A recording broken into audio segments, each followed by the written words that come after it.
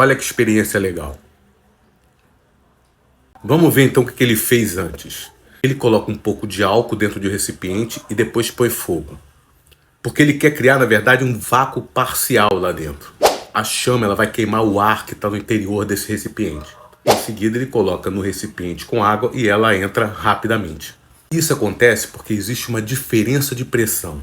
A pressão interna diminuiu com a queima do oxigênio, deixando a pressão externa, que é atmosférica, muito maior. Então a água ela é forçada a entrar para que as pressões interna e externa se igualem. Basicamente, quando há diferença de pressão entre dois pontos, ocorre movimento espontâneo de fluido, sempre do ponto de maior pressão para o de menor pressão. Agora tem um detalhezinho que deixa a experiência muito mais interessante. Esse movimento violento da água para dentro do recipiente ocorre porque toda a água entra pela parte estreita do bico de escoamento. E o formato desse bico influencia diretamente no escoamento da água. Um bico estreito aumenta a velocidade do fluxo de água, pois concentra a mesma quantidade de líquido em uma área menor, resultando em uma maior pressão hidrostática. Isso causa um jato de água mais violento e direcionado. Se o bico fosse mais largo, iria dispersar o fluxo de água e diminuiria a velocidade do jato. Esse fluxo de água está relacionado ao princípio da conservação da energia em fluidos, especificamente a equação de Bernoulli,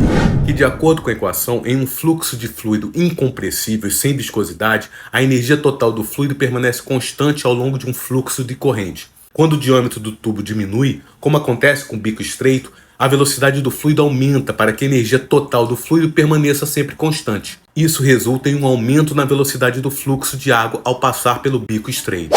E também tem a chamada equação da continuidade, que afirma que para um fluido incompressível, a taxa de fluxo de massa em qualquer ponto de um tubo é constante ao longo do tubo. Quando o diâmetro do tubo diminui, a velocidade do fluido aumenta para manter a taxa de fluxo de massa constante.